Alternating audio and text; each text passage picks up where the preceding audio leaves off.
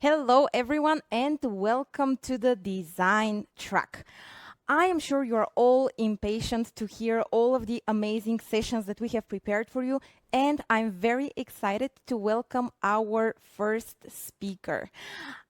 Emery. So Emery is an internationally acclaimed data visualization and designer. She's running her own company called Depict Data Studio, where she and her team are equipping, I like that work, they're equipping companies to transform their very boring and mundane data spreadsheets into stories. Anne has an amazing YouTube channel which she has been developing for the past 9, almost 10 years, as far as I could see. She also participated in our podcast, The World of Presentations. And funny story there. After she participated and after they recorded the podcast, she had her third baby. So, hello, Anne. It's a little bit early on your end, but you're looking amazing as always. Thank you so much. Thanks. So, All we right. are going to be talking about presenting dense data visualizations, which is honestly one of my favorite topics. And I'm sure that all of the people that we have here in the session are also experiencing that, probably not maybe on a daily, but for sure on a weekly basis. So I can't wait what you have prepared for us. All right. Thank you so much, Iva. All right. So welcome to how to present dense data viz without losing your audience. Like Iva was saying, I run a company called Depict Data Studio, and I've had my YouTube channel and blog for about 10 years now. And that actually launched all of this company. A couple of years later, then I started my own company. So we're not talking about starting data companies today, but if you have questions about that, get in touch and I'm happy to help you on your way too. Since 2014, when I've been working for myself, I've been able to work with lots of really cool groups all around the world. So I work with a little bit of everybody. I work with government agencies in the US and around the world. I work with for-profits, nonprofits, universities, hospitals. And even though these groups work on all different content areas, something that they all have in common is they're trying to soar beyond the dusty shelf report. I work with a lot of groups where they've gone to a lot of school, lots of doctoral degrees, lots of advanced training.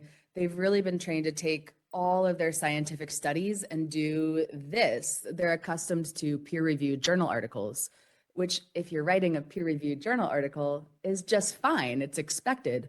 But I help them transition into real-world reports and dashboards and infographics and presentations. So fewer words, more visuals. You get the gist. I bet you're trying to do things like this in your own work as well. So today we're going to zoom in and focus on a particular aspect of data communications, which is presenting really dense data in presentation settings. So we're not going to talk about reports today. We're not going to talk about infographics or dashboards, just presentations and how do you break up content over multiple slides like this. So I'll give you an example and then we'll take it from there. It's going to be choose your own adventure audience style, and you get to pick kind of where we go next and which examples and techniques you want to see. All right, so let's start with this first example, which came from a public health agency. They wanted to look at the percentage of women who were smoking cigarettes before pregnancy. And their before version, it looked like this. This was their before. I am in this type of data all day, every day. It's a lot. This is so much. And they were like, we need to take this table we have and go present it at a conference. Here's our first draft. We took a screenshot and that works, right? And I was like, well, that would be a great handout, but let's talk about what the slides can look like in our presentation. So what we did was sat down together and we brainstormed all the different types of visuals that we could use. And there's a lot because they had data for a bunch of different locations. They had data for a bunch of different time points. They had all the scientific and statistical details like confidence intervals in there. There are all sorts of details. So we just sat down with pen and paper and we thought about, okay, what could this data look like in a table? Or what about a table with some color coding, a heat table or a heat map? That could work. That's better than that's easier on the eyes than the original. we thought about what could it look like if we did a good old line graph over time, which would probably be a spaghetti line chart because there would probably be so many lines intersecting and overlapping. What would it look like if we added some dark light contrast or color coding to that? And I hope you appreciate my art skills here of my drawing. We thought, what if we use little icons and group? We brainstormed and brainstormed and brainstormed, and just for I don't know, for maybe 30 minutes, right? We sat down and just thought. So let me show you one of the mini graphs we came up with and how to explain it over multiple slides. I bet you're doing this with bullet points already, but you might not be doing it all the time with graphs. So, okay, I'm gonna put on my fake presentation voice. So let's pretend I was speaking at their state conference. I would say something like, okay, and next we're gonna talk about the percentage of women who are smoking before pregnancy. That's the 3 months leading up to conception, which, as we just talked about, is really harmful because of blah, blah, blah, XYZ reasons.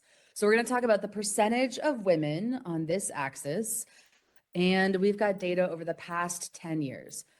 Sometimes I just start by showing what the scales are, because if people aren't familiar with the data, this orients them. This lets them know what units or time frame they're even looking at.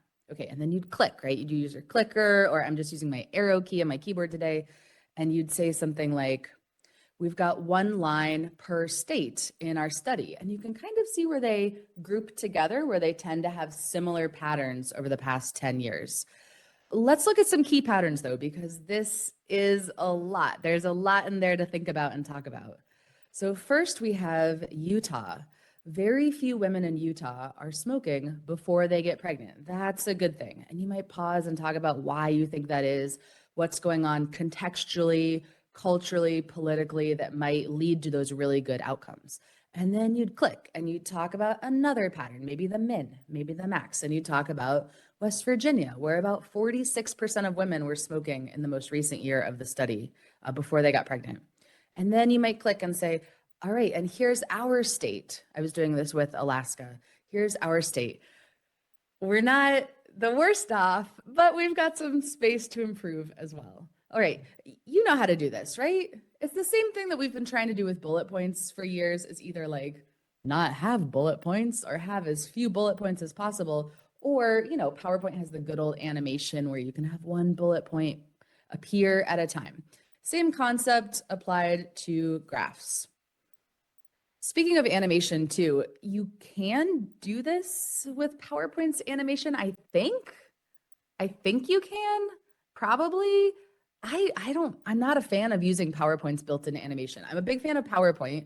I like everyday software because I work with so many government agencies and universities that only have everyday software, but I'm not a fan of animation. I feel like it's just not perfect for graphs. So my preference is I use this on several slides, which means my presentations have a lot of slides. There's lots and lots of slides in there, but that's okay. The audience has no idea how many slides they're looking at. I don't think they care. They're not getting a copy of the PDF slides anyway. They get a separate handout. It doesn't mean we're talking any faster. We're not slurring our speech or speeding up too fast. We're just talking about this thing and people see that thing. And then we talk about this thing and people see that thing. And then we talk about this thing and people see that thing. It's a nice way to pace the presentation and keep people really engaged with what would otherwise be a lot of data all at once. Okay, that's the gist of it, but it's your turn. I need you to vote on which examples you want to see next. We've got time to do, I don't know how many of these. I don't know. We'll see. So use the chat, and Iva's going to tell me the numbers of the ones you want to see. So if you want to see how to break up bullet points, enter a 1 in the chat. You can vote for multiple too. Iva's going to have to read through all the comments real quick and get a gist of the votes. If you want to see, go ahead. Let's give them a little bit of time so that we can see what they're going to choose. Because everyone is agreeing, by the way, on the number of slides, the fact that you can spread things on more than one slide, and it's okay to have more than one slide. But let's see. Okay, so people are interested in 2. Let's see. Okay, a lot are coming in. 2 and 4 are, by the way, quite interesting for the people. 2, 4, and 5. Let's go with 2, 4, and 5. I think 4 is my personal favorite. Okay. So let's start with that one Okay. if that's Let's okay. go with 4 And then. then, yeah, this, okay, because 2 and 5 are, oh, those are just so complex. Maybe that's why people wanted to see them Yeah. because we started with a really easy example, like a line chart, breaking up a spaghetti line chart, but these ones are more complicated. Okay, let's go with 4 first. Yeah, oh, I just love this one. I love this one. Okay, so this one is, I know you don't have this exact same data. I know you don't. Of course you don't, right? All of us have different projects and different data sets. But this one is going to be applicable if you have some type of target or goal, like this, okay? Or if you just have a bar chart where there's a lot of bars, if there's a natural grouping, okay? So just that's the caveat. I know you don't have this exact data, but I think this one will be really relevant if you have targets. Okay, so this group, they collected data on US states, different locations, and they scored them. They had a rating system of how well they were doing this one policy and implementing it. So we had all the states, we had this scoring system, and this was their first draft. This was their before. There's already a lot of things going well here. They already edited PowerPoint's default settings a little bit to declutter the graph. It was a pretty clean bar chart, right? But it just didn't include all the context. So I'm going to show you how you'd edit the graph first. This is more of a classic data viz lesson. And then we'll look at how to break it up over multiple slides. Okay, so first up, just to add some more context to the graph, like you saw a moment ago, we'd have to add what this target or goal was. That was really important in this project. This was a cutoff line or a threshold. It's got to be on the graph. I would say it's not enough just to say it verbally. People need to see the target too. Okay, so check, that helps. Another thing that's going to help with this type of graph is some space, some categorization, looking at the groups that met or exceeded the target and didn't. Check, that helps, okay? Extra spacing. This is just an Excel graph pasted into PowerPoint. I told you I'm a big fan of everyday software. I'm not a fan of like learning computer coding over the weekend. I have 3 kids. I don't have time to like go learn coding in all my spare time.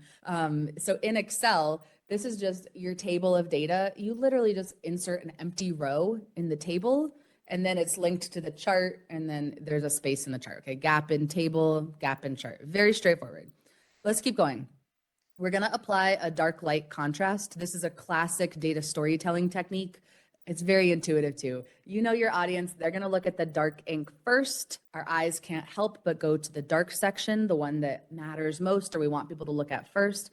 It's a pre-attentive attribute, also just very, very intuitive, right? So we've got the dark, we've got the light, and then I'm going to keep going. I'm going to add a little space on the side to add some words that explain those categories.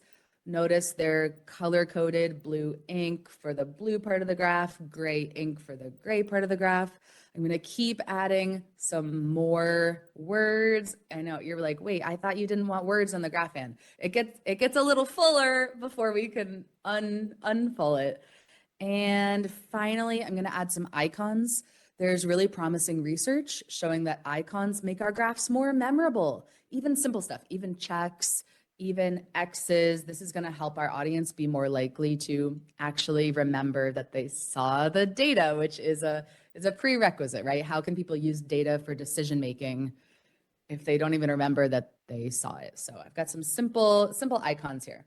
Okay, so we made this one first, right? We took their initial bar chart, added the dark light contrast, added the spacing, added the extra words on the left, added the icons and so on.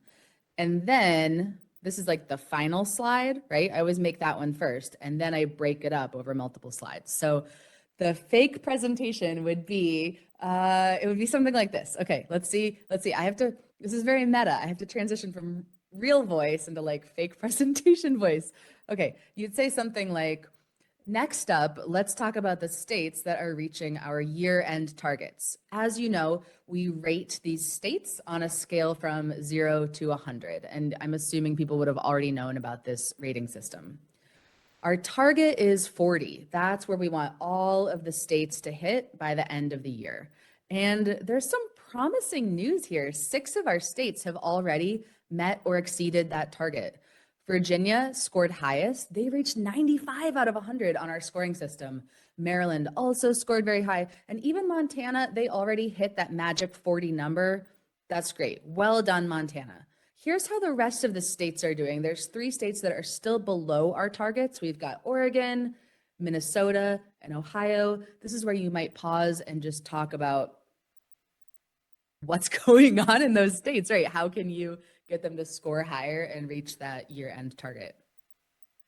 So this is, I think it was just 4 slides. Yeah, it was just the scale, the target, the good news. I always start with good news. Nobody's inspired to change anything in their company with a Debbie Downer. And then I showed the not so good news, the states that were still below, and you might end with a discussion to figure out what to do next, right? A next steps discussion. I think I want to show you a little bit behind the scenes. Can I show you behind the scenes? And Iva, let me know if there are any questions on this one too. Yeah. While you're typing in your questions or comments on this example, let's go into, oh, should I take you behind the, you're going to see how many slides I have. I'm going to look like a crazy person. I'm giving a presentation at 4 in the mornings in my time zone. So I think you already know I'm a crazy person then. Okay, let me show you. Let's see. Yeah, you can definitely go into the behind the scenes if you want to show that. It would be perfectly okay.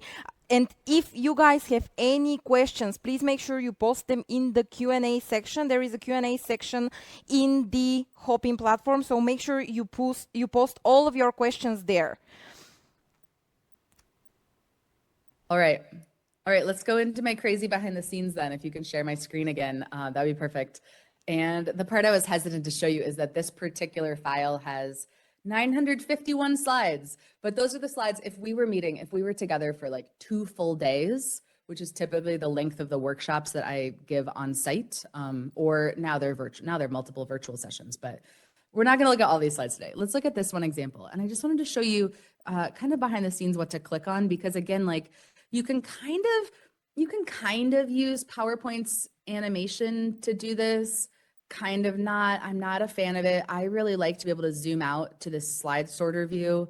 And I like to just remind myself like, okay, I'm going to talk about this. And then I'm going to talk about this. And then I'm going to talk about this. And then I'm going to talk about this. I'm visual, as you might have guessed, because I do data viz for a living. So I really like this view. Okay. So I made this final slide first. And then what I do is I copy and paste the whole slide, and I would delete or hide one thing. So I would usually, this is just an icon, right? This is like insert icons. I would just delete this.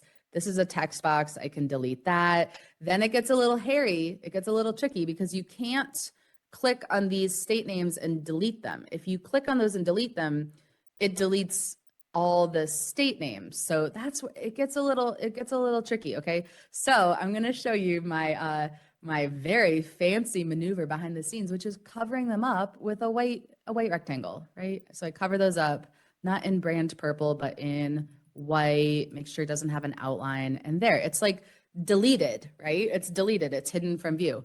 The bars, you can't delete. If I hit the delete key, the whole chart's gonna disappear. So don't do that, you can't delete them.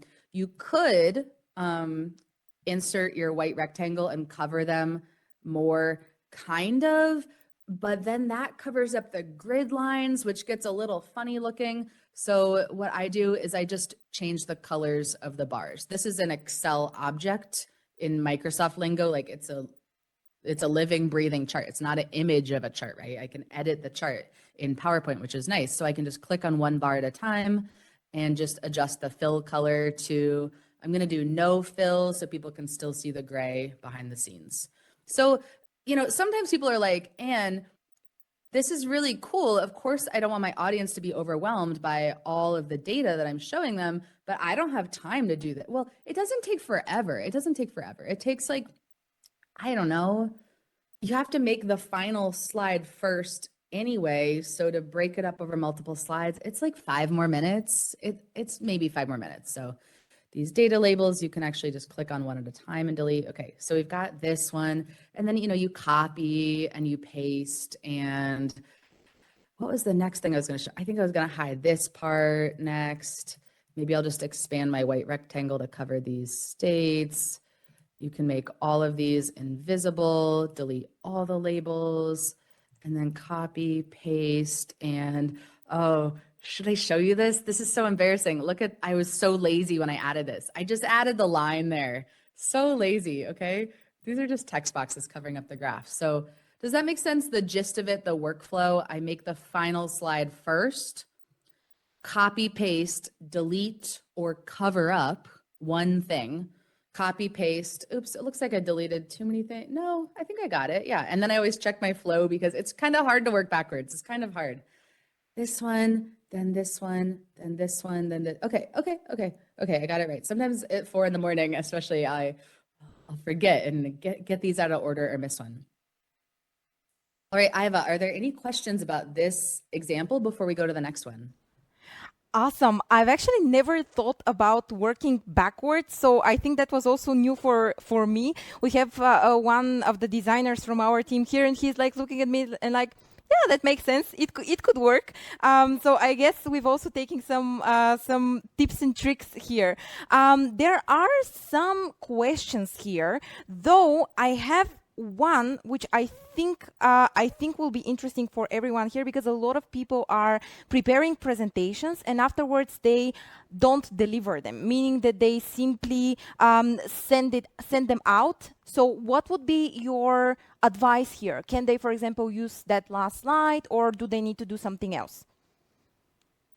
Yeah, so I've been in that situation a lot, right? Because I'm a consultant. So I'm either doing trainings with other groups or I'm helping them with their reports and slides and dashboards and infographics.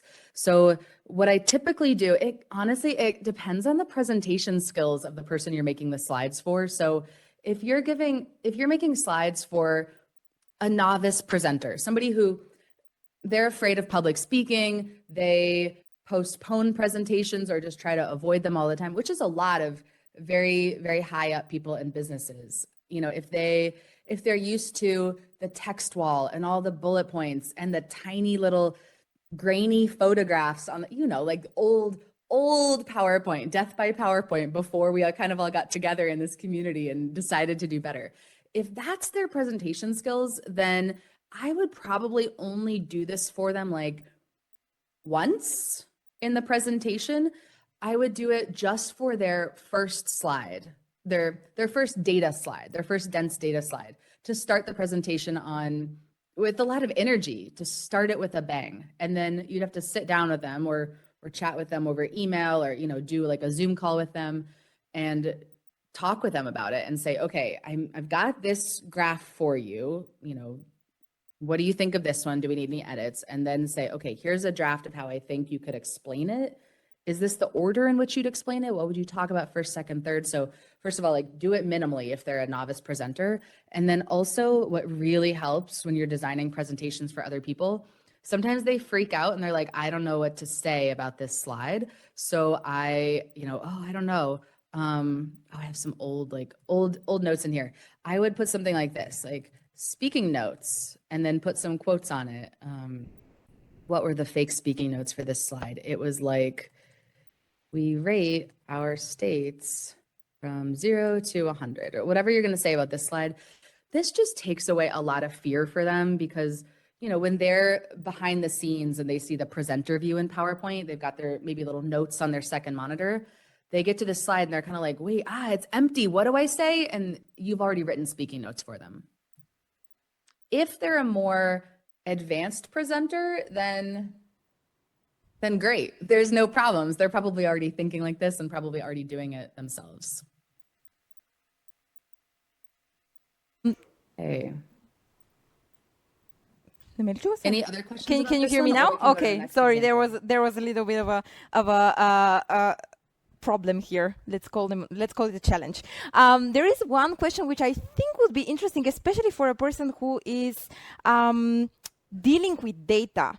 What is your opinion on Google Slides for data visualization, and maybe some additional add-ins that can be helpful for everyone who is designing data? But let's start first with Google Slides. I would be very curious to also hear your opinion there. Yeah, I'm not anti-Google. I'm sure Google Slides is great. I'm very software agnostic in my core, but I work with so many teams that are teams. It's not just one person making slides for, like, when I was in grad school 10 years ago, I would just make slides for myself. It was a solo project. I had a big talk coming up at the end of the semester. I was the only one working on that slide deck. The audience would see the finished result, but I was the only one doing the drafting. That is so rare in the business world. That almost never happens in the business world. Usually you have a team of 2 people or 5 people or 10 people that all need to share the slides. And with the organizations I work in, all the Microsoft products are by far the most used. That's the common language or the common denominator. And other things, like people are definitely using Canva, they're using Tableau a little bit, they're using Power BI, but Power BI is a Microsoft product. But for presentations, to be able to draft something in PowerPoint and share it with your colleague who also has PowerPoint, that's why I'm a big fan of PowerPoint. So if you use Google Slides and everybody else in your team does, great. I'm sure it's a fantastic software program, but for me, it's not really, it's just not applicable to the types of teams that I work with.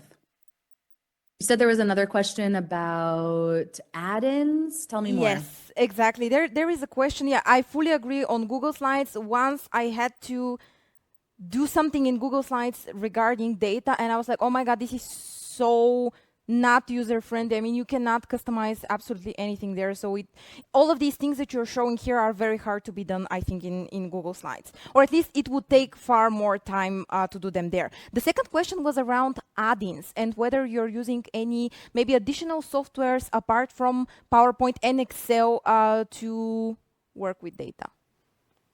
Nope, I'm not. Okay, I'm so not. I'm not a fan of everyone can see add-ins. how Again, easy it a is. fan You of, don't need anything else. yep.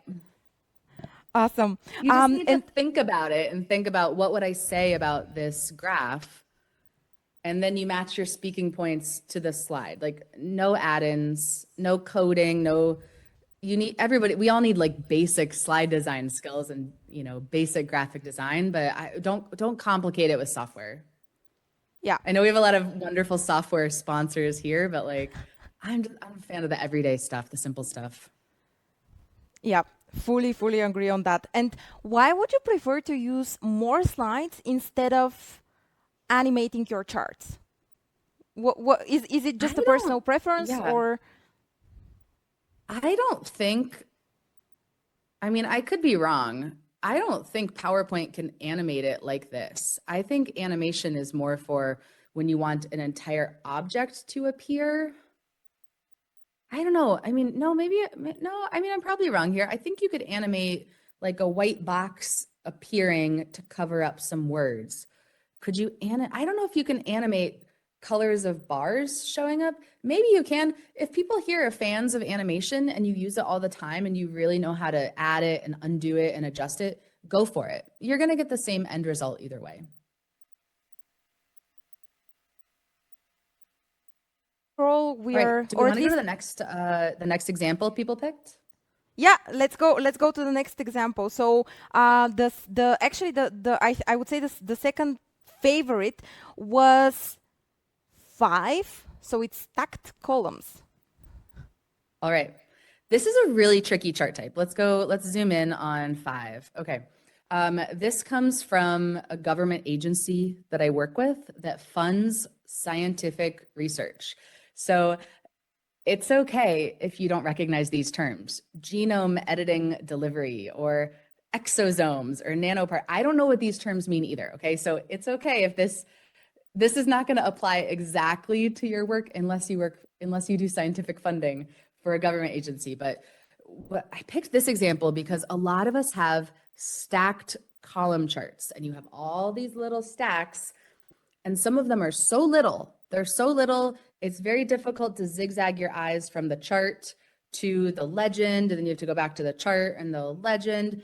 This is one of my least favorite chart types of all time because I feel like it's one of those Excel default charts that we all use all the time. Like you add a chart and it's like, which chart should I use? I know, I'll use a bar chart or a clustered bar chart or a stacked bar chart. So I see a lot of these and they're just it's really hard to find patterns in these. It's really hard to find patterns when you have those little stacks. So let's do the same thing we did a moment ago, where I'm going to show you how to first just edit this chart and make that final slide. And then we'll break it up over multiple slides too, because at the bare minimum, we have to edit this. We can't just leave the PowerPoint and Excel defaults. And then time permitting, you'd spend maybe 5 more minutes breaking it up over multiple slides. Okay, so I tried to recreate their before slide on my PowerPoint. So of course my theme colors and theme fonts for Depict Data Studio are in here, but the numbers and everything else are the same. Okay, so what would I do first to edit this? I would probably, let's do some decluttering. I'm gonna remove some redundant words, and then I'm gonna enlarge the graph. I'm gonna enlarge the font size. I'm a fan of size 18 or higher for presentations. This is 18 that you're looking at, because so many people are joining presentations from their phones these days. It just has, everybody wears glasses. If you're in person, you know how it works. Like the projector is a million miles away. So 18 or up.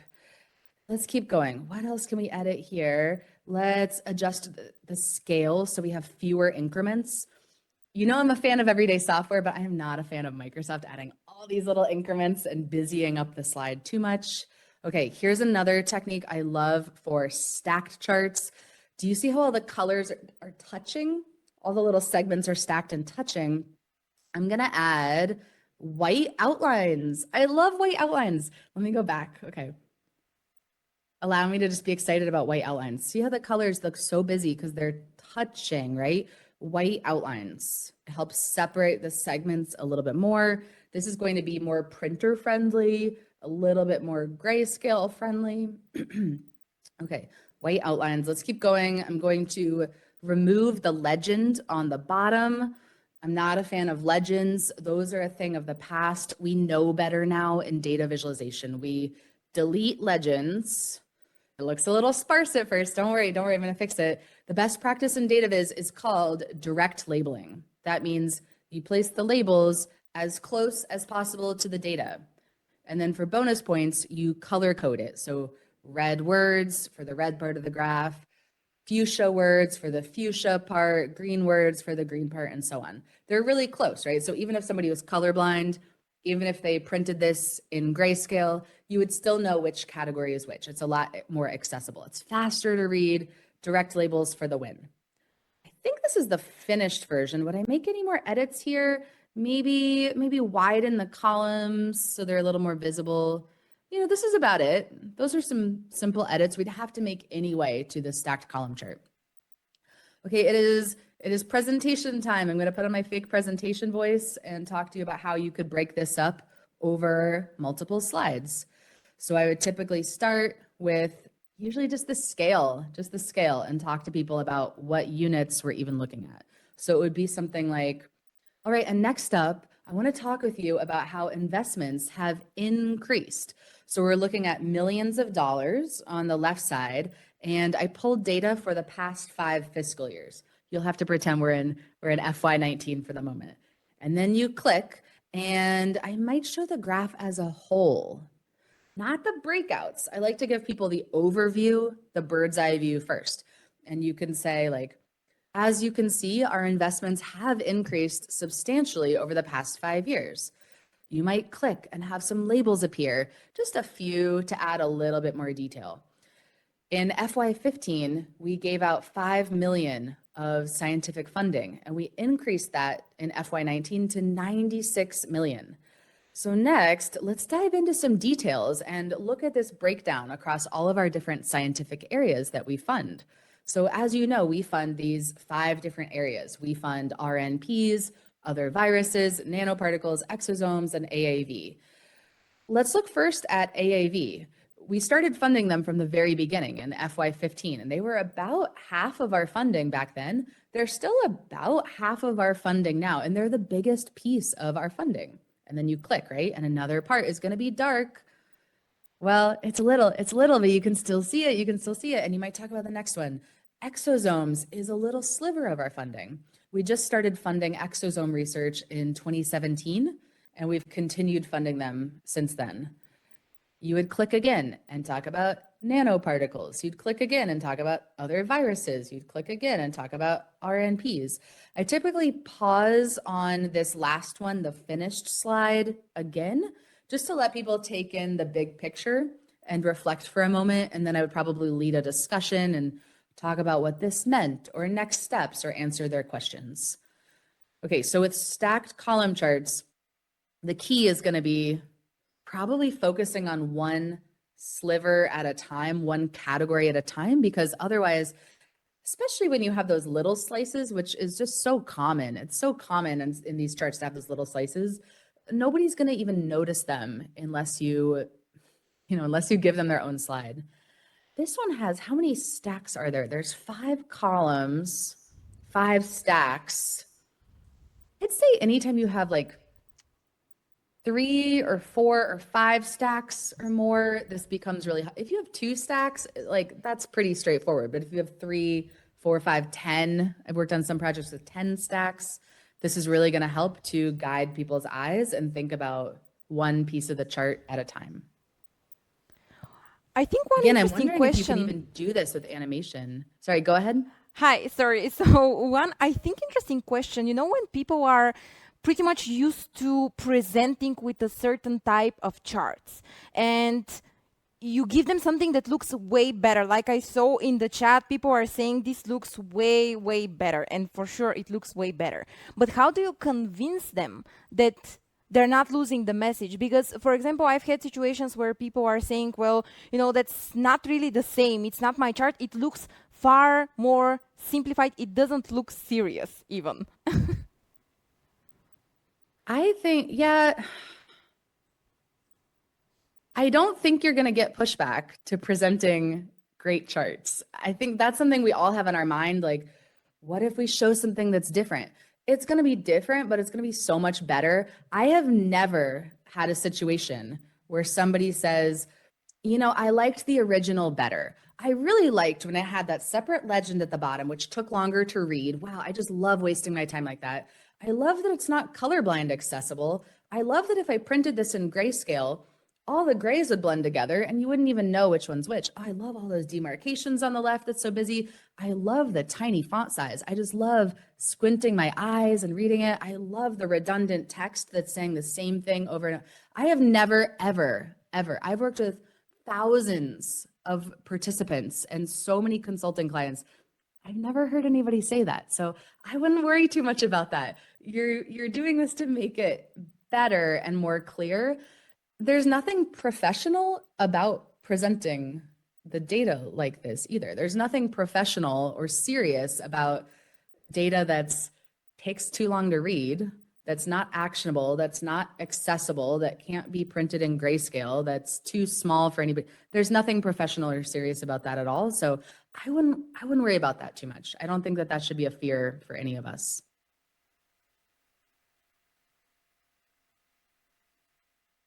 Any other questions or comments on this example? I think so obviously people are. Yep, we still have time, no worries. Obviously, people are already seeing how much better the charts are looking and are absolutely loving the tips and tricks that you are sharing. Honestly, the thing with working backwards, I think is definitely a winner, at least for me. Another question would be, for example, even in the example that you shared in the beginning, when you have to present, let's say, a new type of chart, meaning, for example, they have created the data with a certain type of chart and you see it, and after you analyze and after you do the discussion with the client, you realize that maybe this is not the best chart to present that data or not the best way to visualize that data. So what is your approach there? How do you approach such situations? So I do, honestly, I'm a big fan of variety, but as you can see from these examples that I even picked out to show with you, there's a lot of regular charts. I do have a lot of tables. I have a lot of bar and column charts and stacked bar charts and clustered bar charts. Sometimes I have this is called a bump chart. That's just a fancy word for a line chart. It's just showing rankings over time. It's when you have ranking data, which happens in some projects. So like yes, variety is good so that people aren't bored to tears, but I don't know, it's not worth losing sleep over variety either. I do have lots of bar charts, lots of line charts. I still keep my tables sometime.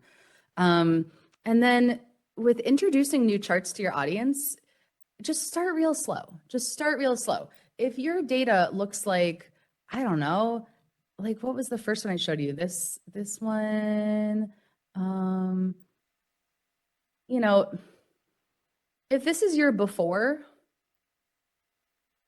I wouldn't do some like what would some crazy chart type be? I don't know, something people have never heard of or seen before.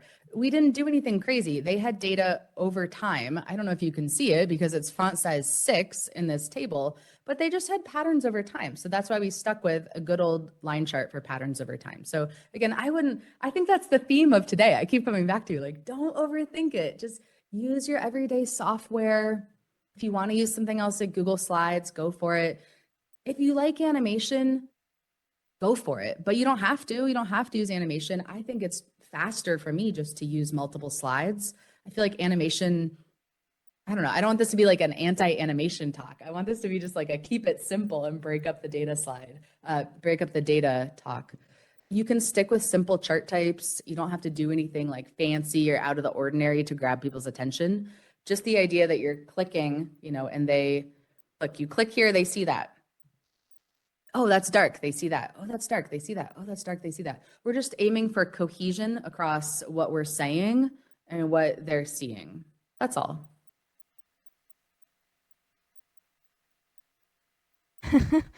Okay, so there are even more questions here, but since we have, do you want to do maybe another one? We have only 3 minutes, so maybe we just go with the questions. Maybe, yeah. I would like to hear from people too. Yeah, so which one technique will you apply? Let's see. That's also interesting to hear. Okay, let's give them a little bit of time. We are going to have actually a session on tables. That's why it's not necessary now maybe to show the second point. So I think if people stay a little bit longer today, they are also going to see the session on tables. But let's see, what is the technique? What is your favorite technique that you would use? Let's see what people are going to say. Let's just give them a little bit of time. Okay. I think it's a quick question though. How much time do you typically invest to explain what you've done for a particular speaker or a particular person who you're working with?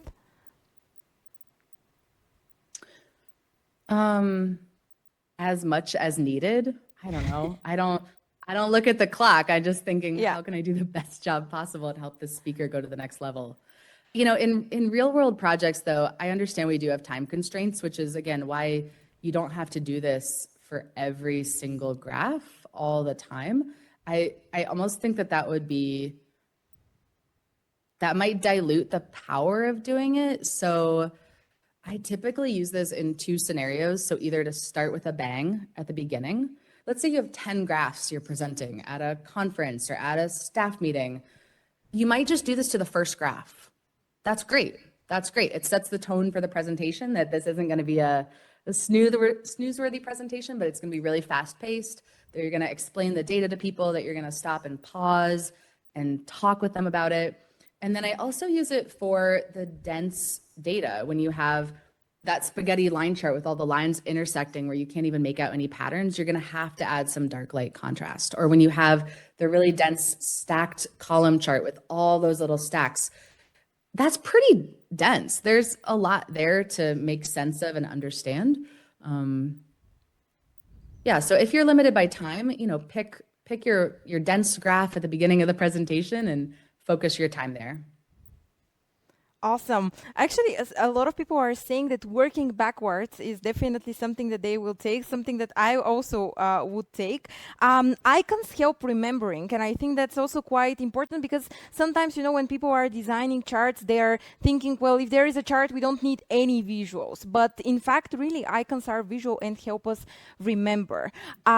I think, Anne, that was a fantastic session and very good start of our design track.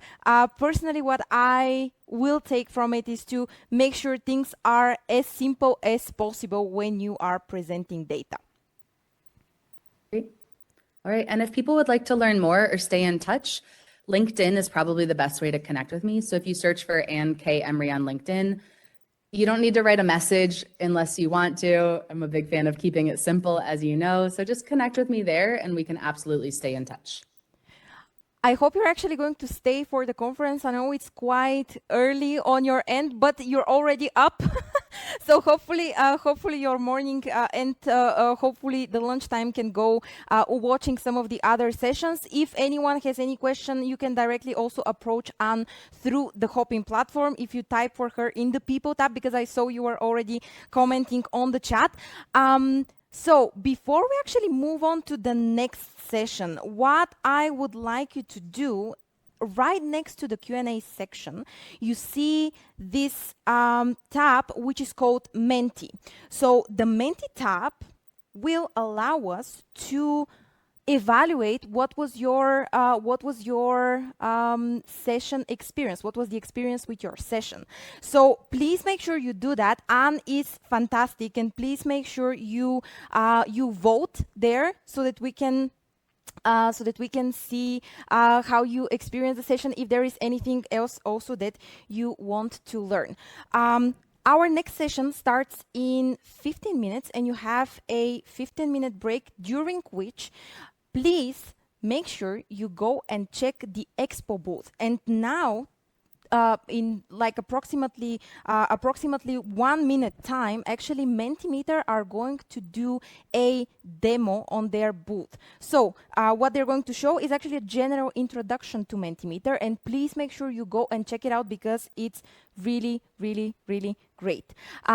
Thank you so much, Anne, for this session. I'm leaving everyone for 15 minutes to maybe grab a coffee or grab something to eat. And afterwards, we are moving to the next session with Tony Harmar, which is about 10 things you always need to know when you're designing your presentation.